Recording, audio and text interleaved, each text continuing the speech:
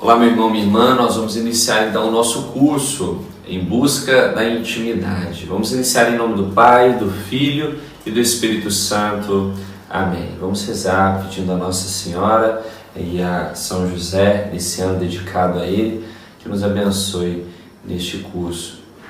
Colocai-vos, ó Virgem fiel, como selo sobre o meu coração, para que em vós e por vós seja eu achado fiel a Deus. Maria de Nazaré, rogai por nós, em nome do Pai, do Filho e do Espírito Santo. Amém. Esta aula nós trataremos da introdução do curso Em Busca da Intimidade, no qual nós falaremos desta obra do Padre Reginaldo Garrigou Lagrange, As Três Idades da Vida Interior. Muito bem, então para iniciarmos, é importante que entendamos o propósito deste nosso curso, né? A Comunidade Missão Nazaré, nesse ano de 2021, tem como objetivo nos conduzir, nos levar à intimidade com Deus. E por isso tratamos então deste curso com este tema, Em Busca da Intimidade.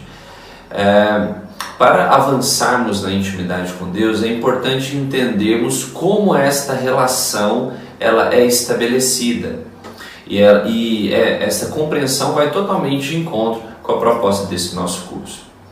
Meus irmãos, quando nós nascemos, quando somos concebidos, nós temos lá material genético do nosso pai, unido ao material genético da nossa mãe, e ali acontece aquela união, a concepção propriamente dita, no qual, a partir desta união dos gametas masculino e feminino, nós formamos ali uma nova vida. Esta é a nossa fé, e isso é que a ciência cada vez mais comprova, que a fé começa na concepção.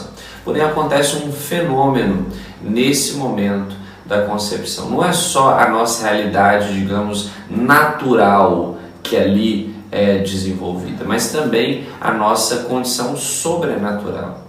E naquele momento, uma alma humana, uma alma obviamente humana, mas uma alma imortal, ela é infundida na nossa natureza.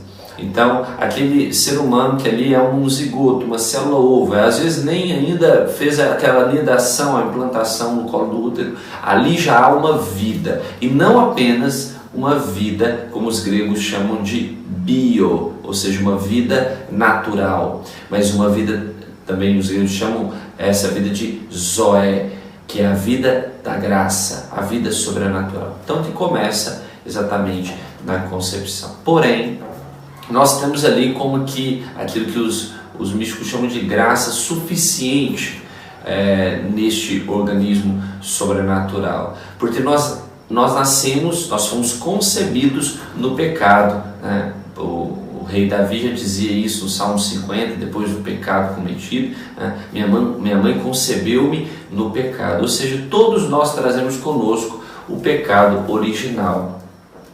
E assim que nascemos então, depois desse período gestacional, a nossa natureza, digamos assim, está apta para vir ao mundo, para se desenvolver fora do ventre da mãe. Nós então temos aqui a oportunidade, como católicos, de sermos batizados. O sacramento do batismo, ele realiza um efeito sobrenatural na nossa alma, que é como que despertando a nossa vida interior. Então, aquilo que já existe em nós como uma graça suficiente, que nos é dado, essa presença de Deus, nos é dado desde a nossa concepção, mas ali no batismo nós somos despertados para a vida interior, para a vida da graça. Por isso nós dizemos que nós estamos em estado de graça logo depois do batismo. Nascemos com o pecado original, mas assim que somos batizados, entramos para a vida da graça. Não é à toa que Jesus diz: quem crer e for batizado será salvo. O batismo tem essa condição de nos lavar do pecado original. Porém, olha que interessante. No encontro de Jesus com Nicodemos, ali no capítulo 3 de São João, Jesus diz que é necessário nascer da água e do Espírito. Ou seja, é necessário que nós passemos pela experiência do batismo, da água, de sermos lavados do pecado original, porém, nós precisamos também nascer do Espírito. Ou seja, não basta apenas estar em estado de graça, é necessário progredir na vida interior, avançar na vida interior. Inclusive, o próprio Jesus disse para Nicodemos, né? O vento sopra onde quer, se ouve o ruído, mas não sabe nem de onde vem nem para onde vai. Assim acontece com aquele que nasceu do Espírito. Nós temos uma vida natural, quando você é gerado lá pela sua mãe. Jesus diz, Nicodemos até confunde, pensa que para nascer de novo tem que voltar para a barriga da mãe. Jesus diz, não, esse nascimento que eu estou dizendo é o nascimento da vida da graça, que é pela água, sendo lavado pelo batismo, mas nós professamos um só batismo, não é? Se voltamos a pecar, por onde somos lavados? E aí é o sacramento da confissão, que nos restabelece, nos lava e nos retoma a vida da graça. Na linguagem de Santa Teresa d'Ávila, nós entramos no castelo interior novamente, nos afastamos do pecado mortal, e aí retomamos esta vida interior. Quando pecamos mortalmente, é como se essa vida interior desmoronasse, é como se ela adormecesse novamente quando nós nascemos, né, com o pecado original. Então, aqui há um fundamento importante. Existe a vida natural, mas existe em nós também, seres humanos, uma vida sobrenatural. E essa vida sobrenatural, embora na concepção ela já existe em nós, a graça suficiente, ela através do batismo vem como uma graça santificante, que não só nos lava do pecado original, mas que também nos oportuniza progredir na vida interior, né? E é por isso que a Regular Grande fala dessas 3 idades da vida interior. Ele vai dizer que assim que nós então estamos em estado de graça, existem algumas etapas, algumas, como ele mesmo diz, na vida natural nós temos a infância, né? Nós temos a vida adulta e nós temos a terceira idade, não é assim? Os idosos. Então, assim também na vida interior. Ele vai dizer, e pegando aqui a referência dos grandes teólogos e doutores da igreja, né, São Tomás, Santa Catarina de Sena, pegando a referência de Santa Teresa d'Ávila, São Francisco de Sales, os grandes doutores místicos da igreja. E ele vai nos ensinar que também na vida interior existe um progresso, um avanço, né? É claro que há muitas pessoas que, embora sejam adultos, têm uma vida interior como que de criança, ou às vezes até inexistente, né? Tem pessoas que às vezes são crianças, como um São Tarcísio, né? Um São Domingos Sábios, mas tem uma vida interior de um gigante, né? de um ancião, de um sábio, por assim dizer, né? Então, a vida interior ela não necessariamente caminhará junto com a vida exterior, com a vida natural. A vida sobrenatural, ou o organismo sobrenatural, ele se dará muito, o seu desenvolvimento, através da nossa relação com Deus. Bom, nesta introdução, a primeira coisa que nós precisamos então distinguir e entender é o que é a ascética e o que é a mística, porque é nesse campo da teologia que o nosso curso estará, não no campo da teologia dogmática, não no campo da teologia pastoral, mas no campo da teologia ascética e mística. Muitas pessoas, né, utilizam esse termo, teologia ascética e mística, como por exemplo o padre Adolfo Tanqueray, que tem um livro de um compêndio da teologia ascética e mística. Tem também o padre Rui Marim, um pouco mais no nosso tempo, padre Antônio Rui Marim. Ele fala também da teologia da perfeição, essa nomenclatura que ele utiliza, e o padre Gregório Grande, que é o roteiro que nós vamos utilizar, que utiliza dessa terminologia das 3 idades da vida interior. Tem outro livrinho também dele, menorzinho, que é um resumo dessa grande obra, que são as 3 vias e as 3 conversões, né? Nós também vamos citar aqui um pouco. Agora vamos fazer essa distinção primeiro então do que seria a ascética e o que é a mística.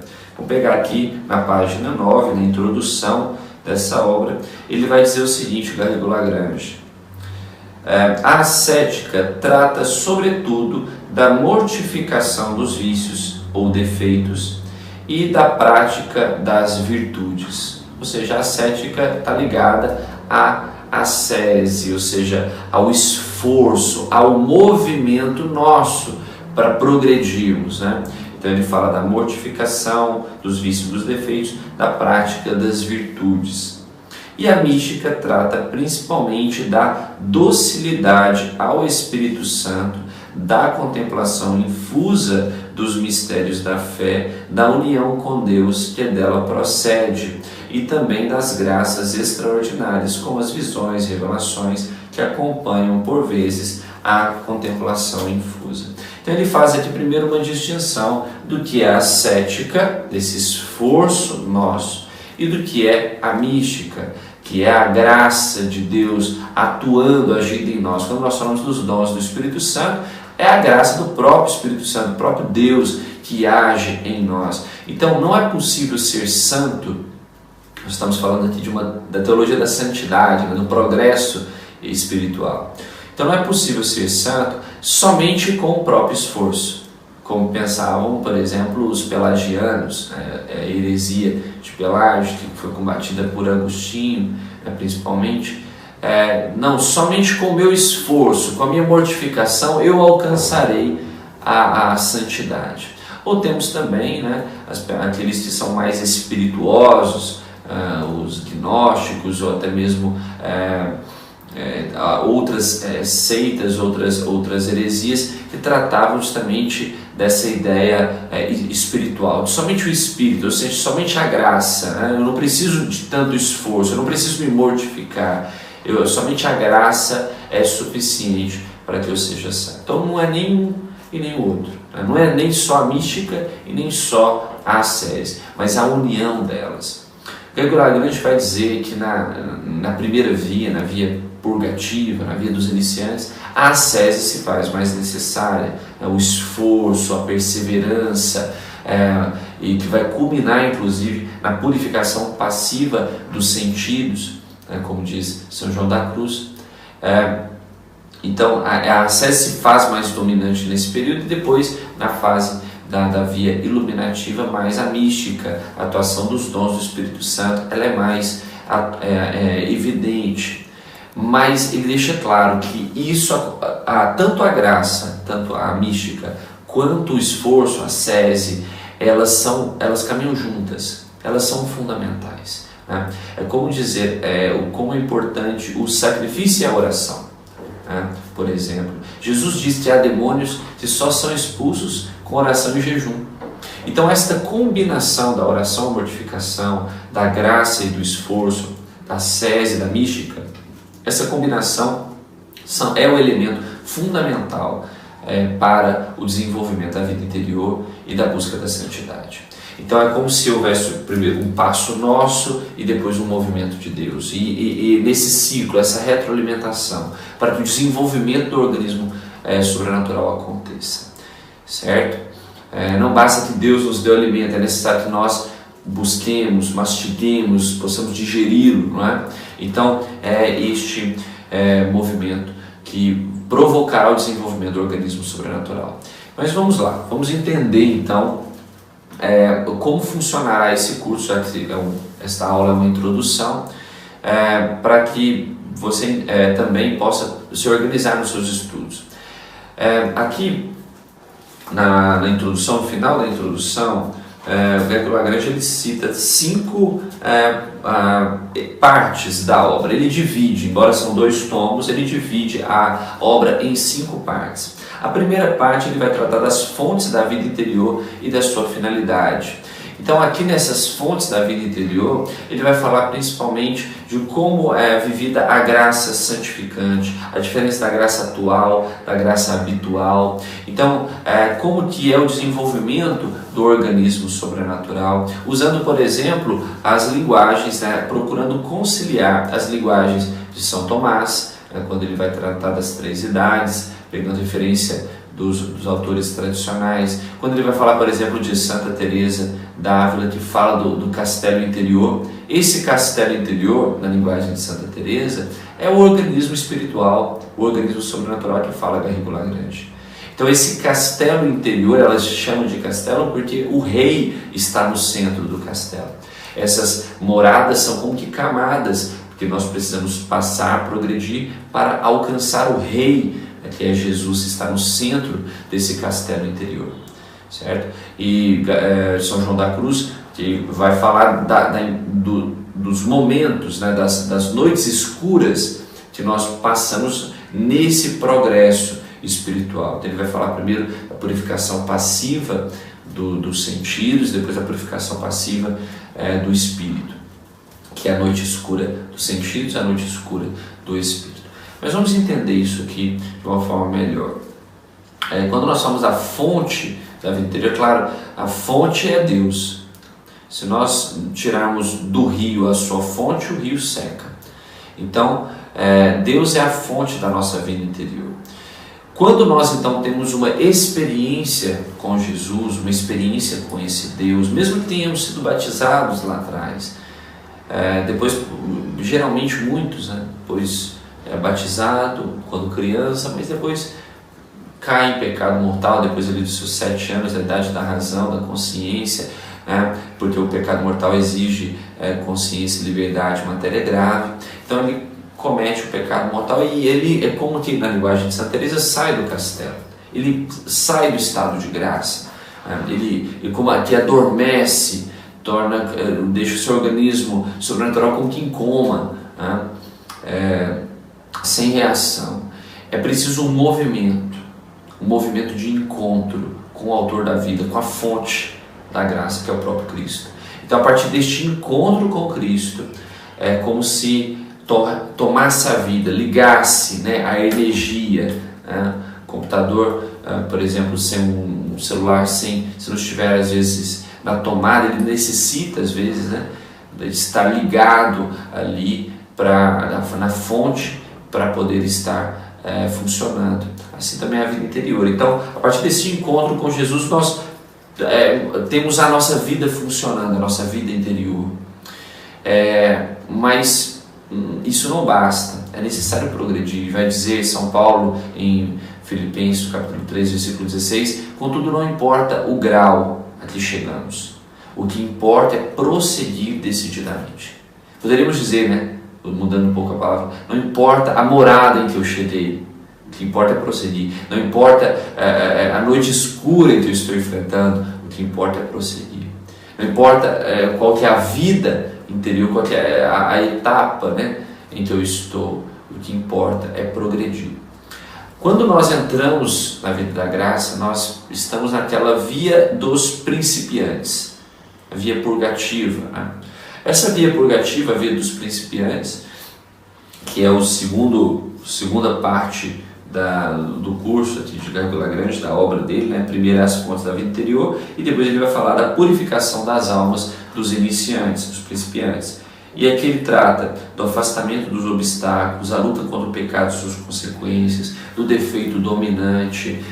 Então aqui ele vai tratar muito da mortificação, vai tratar dessa ascese, esse esforço para vencer os nossos defeitos, os nossos pecados. Mas não há pecado mortal mais, mas tem os pecados veniais, os nossos defeitos, principalmente aquilo que diz respeito à nossa memória, à nossa imaginação, à nossa inteligência, à nossa vontade, às faculdades que nós temos, né, sejam inferiores ou superiores.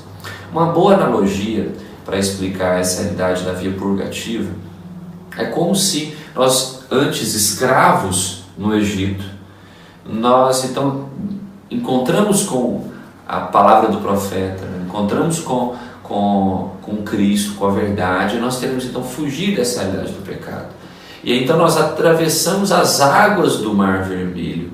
O encontro com Cristo é isso, é um divisor de águas. E o caminho atravesso, saio da escravidão, da vida mundana, do pecado, e eu passo para a vida da graça. Porém, a vida da graça ela começa no deserto, não é assim? Quando saíram da escravidão do Egito, o povo israelita, ele passou pelo Mar Vermelho e entrou no deserto, não chegou direto na Terra Prometida, eles passaram pelo deserto.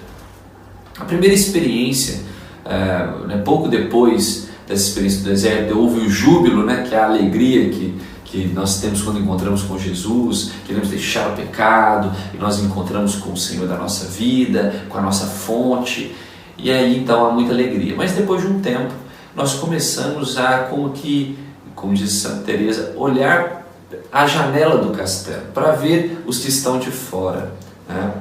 O Padre Paulo Ricardo chama dos mundanos, são aqueles que sentem certa inveja daqueles que estão no mundo, né, no pecado. Então a gente como que olha pela janela, nossa, olha como eles são felizes, nossa, olha como que ele pode ter uma relação sexual com a namorada dele, olha aí, eu coitado não posso. Ou seja, eu começo a sentir uma certa inveja de quem está no mundo, de quem está no pecado. Então, este comportamento, na linguagem de Santa Teresa, é como que aqueles que estão na primeira morada ainda. Estão em estado de graça, mas estão olhando para fora. Não viraram ainda o seu olhar para o centro do castelo. Este movimento, né, de voltar o olhar para o centro do castelo é como aqueles israelitas, depois de se queixarem, né, das saudades das cebolas, das batatas do Egito, passaram então a caminhar de forma perseverante no deserto. Passaram ali longo tempo, mas caminharam no deserto durante muito tempo. Chegado ao momento que chegaram próximos à terra prometida, né, aos muros de Jericó, e ali então passaram a dar voltas para que eles pudessem adentrar a terra prometida, né? Então este período do deserto, da purificação, é o período da via dos iniciantes, dos principiantes, né? Chamada de via purgativa. Aqueles que morrem nesse período, por exemplo, eles estão salvos, foram banhados pela água do batismo, creem em Jesus, né? Estão no deserto, não alcançaram ainda a via iluminativa, né? A santidade, mas eles são salvos, mas eles terão que passar um bom tempo, né, no purgatório, continuando esse processo de purificação. É muito comum na vida dos santos, nós vemos aqueles que passaram por grandes sofrimentos, grandes batalhas, grandes perseguições. Eles viveram esse processo de purificação aqui nessa terra. E por isso é um exemplo para nós, porque nós não precisamos ir para o purgatório. Nós podemos ir para o céu direto. Essa deve ser a nossa meta. O nosso objetivo tem que ser o céu. O céu começa aqui. A vida da graça, ela começa aqui, desde que nascemos, somos concebidos. Então esse processo, né, ele começa aqui. E não precisamos simplesmente buscar a salvação. Não só a salvação, mas a santidade. Esse tem que ser o nosso objetivo, né? Então, quando nós passamos por esse processo de deserto, de purificação dos sentidos, aí nós passamos por uma noite escura, como diz São João da Cruz, a noite escura dos sentidos. É essa que é a virada, né? que é o ponto, como diz São João da Cruz, confirmado aqui por Garrigou Lagrange, que é aquele momento de cruz, de sofrimento, onde eu preciso me abandonar. O que é uma purificação passiva? Purificação passiva é aquela que eu não escolho. São aquelas adversidades da vida que eu passo e que Deus é que colocou sobre a minha vida, como aquelas adversidades de Jó, por exemplo, que perdeu tudo, né? E tantos outros exemplos que nós teríamos. A purificação ativa são as práticas que eu escolho, né, para me purificar, acordar mais cedo, fazer jejum, as penitências, as mortificações em geral. São mortificações ativas. As passivas são aquelas que eu aceito, eu acolho, eu me entrego em Deus, no Senhor. Né? Como diz a beata Chiara Luz, né? Se tu queres, eu quero, Senhor. Então essa é a purificação passiva dos sentidos. Eu purifico os meus sentidos e avanço para a via iluminativa, a via dos avançados, dos progredidos. Nessa via, a ação de Deus em nós é maior, através dos dons do Espírito Santo. Nós não temos as distrações dos sentidos, da nossa realidade sensível. Ela já foi adestrada, ela já foi ordenada. Então o Espírito Santo age em nós de uma forma mais livre, né? Começar pelo dom do temor a Deus, até o dom da sabedoria, que é o dom mais elevado. Então ali acontece uma ação, né, mais atuante do Espírito Santo. Garrigou Lagrange vai dizer que na via iluminativa, que é o progresso da alma sobre a luz do Espírito Santo, é a idade espiritual dos adiantados, o progresso das virtudes teologais e morais, dos dons do Espírito Santo, dos adiantados, da iluminação progressiva da alma pelo sacrifício da Santa Missa. A pessoa tem uma experiência mais forte através do contato com Jesus sacramentado, da oração contemplativa, a direção das almas em relação a esse aspecto. Aqui nesse momento, a pessoa ela já está num certo estado de santidade, né? Como se fosse iluminado pela graça de Deus. Claro, ele ainda, né, precisa lutar, tem ainda batalhas que precisa enfrentar, defeitos que precisa superar, mas ele é como que iluminado pelo Espírito Santo. Então, avançando também nos dons, avançando nas virtudes, ele então vai se deparar com uma outra noite escura, uma nova purificação, que é a purificação do Espírito. Então, o Senhor vai a purificação dos sentidos lá atrás, agora a purificação do Espírito. Então, a noite escura do Espírito, que diz São João da Cruz. Nessa purificação é como se ele sentisse aquilo que Jesus de certa forma disse, né? Não que Jesus tivesse passado por esse processo, porque ele sempre esteve no mais alto grau de santidade, nunca pecou, né? Nem pecado mortal, venial, em nada pecou Deus, né? Jesus.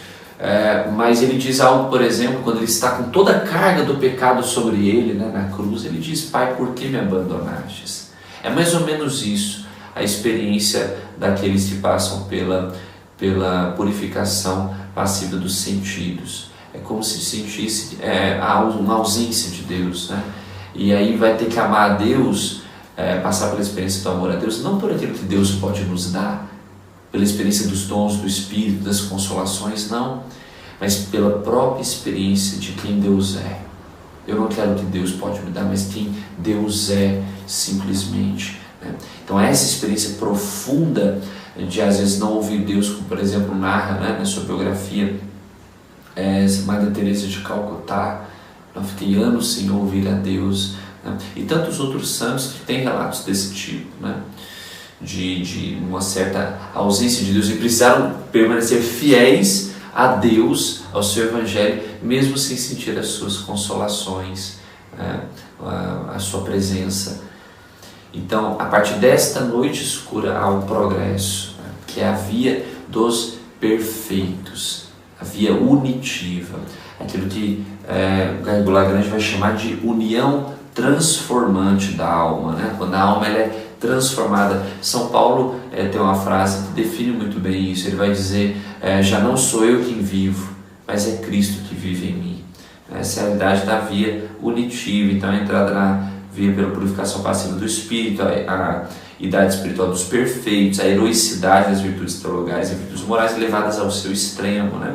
A vida apostólica perfeita, a contemplação infusa, a via reparadora, ou seja, eu não passo por uma purificação, por um sofrimento simplesmente para purificar a mim. Um exemplo disso é Santa Teresa do Menino Jesus, que passou por sofrimentos terríveis no final da vida, mas ela já tinha passado pela sua purificação, né? Mas ela sofreu tudo aquilo unida à cruz de Cristo, né? Unida ao sofrimento de Cristo para redimir o mundo.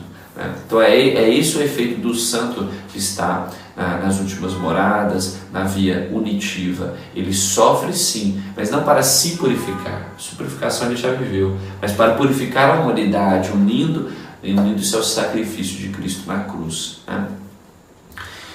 E também é um quinto ponto, então aqui pegando o roteiro, as 5 partes desta obra de Garrigou Lagrange. A primeira, as fontes da vida interior, vai ser o primeiro módulo do nosso curso. Depois a via purgativa, depois via iluminativa, a via unitiva e o quinto momento, que são as graças extraordinárias. Por muito tempo, na teologia se pensava que a mística se dava somente naqueles que tinham graças extraordinárias. E o Garrigou Lagrange vai colocar isso abaixo, dizendo que não, que a via mística é buscada por todos, deve ser vivida por todos, mas alguns experimentam graças sobrenaturais, como os estigmas, levitações,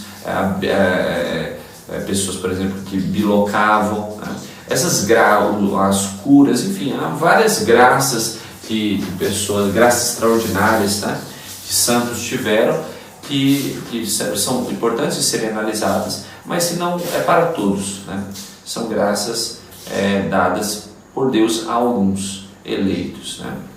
Muito bem, esta é a organização da nossa desta obra, do nosso curso, a obra de Reginaldo Garrigou Lagrange, que nós vamos então trabalhar ao longo desse curso.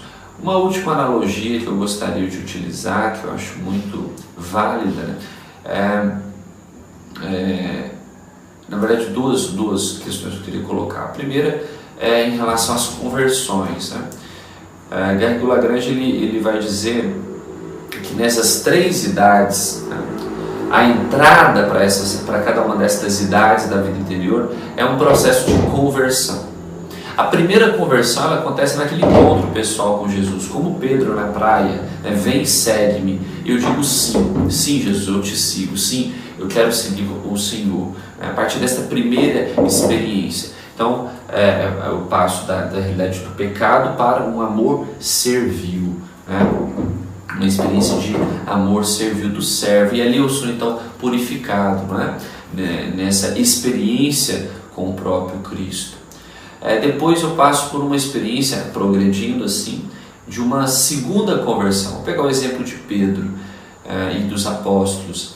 Que Pedro, quando Cristo foi preso, ele seguiu, né, junto com João, mas há um momento que algumas pessoas reconhecem Pedro, perguntam: Senhor, você não estava com aquele homem? E Pedro nega 3 vezes Jesus. Depois daquela experiência de negado, um dos evangelistas narra que os olhares deles se cruzam.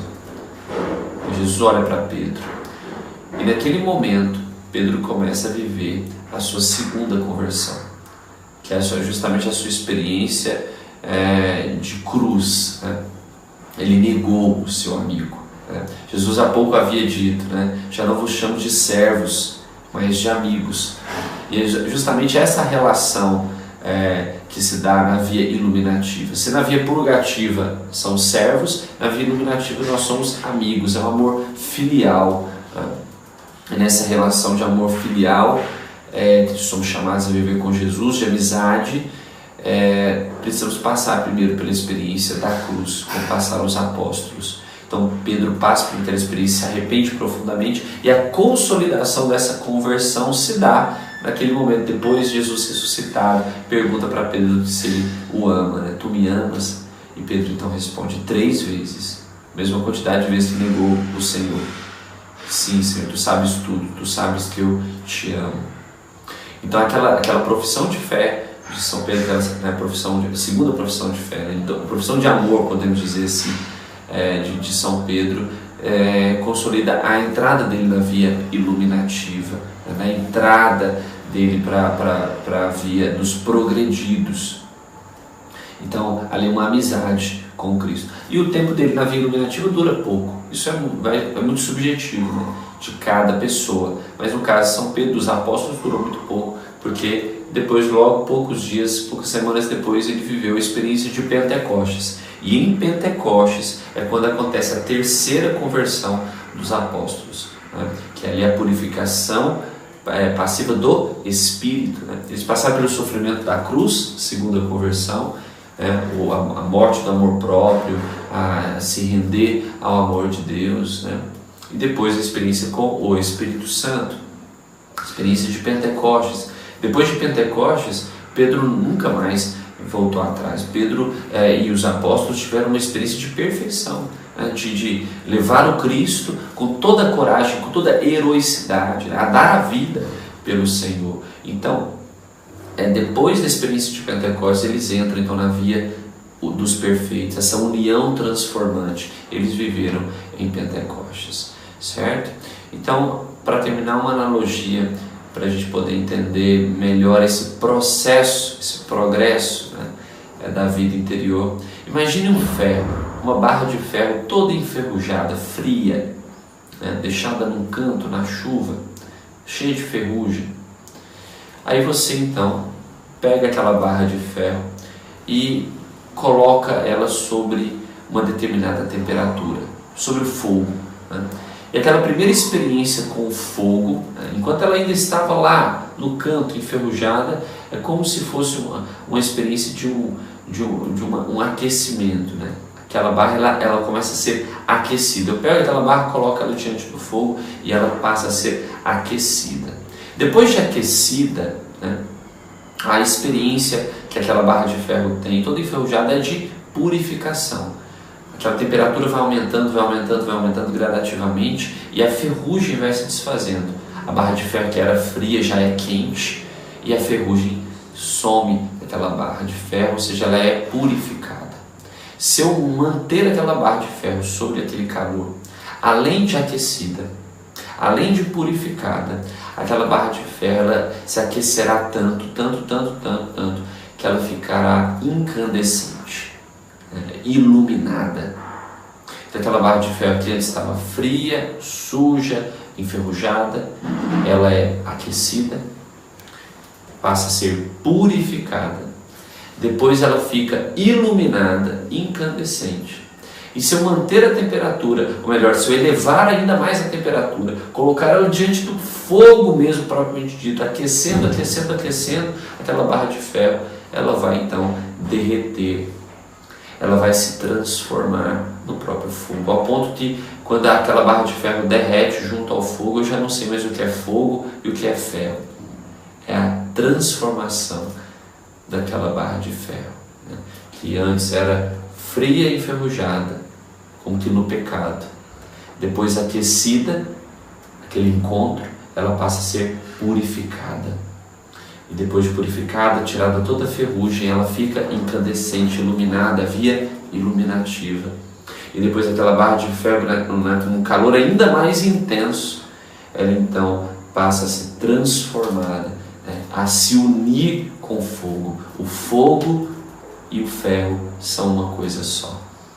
É exatamente isso que acontecerá conosco, com a nossa alma, se nós então decidirmos nos unir a este sol, né, que é o próprio Deus.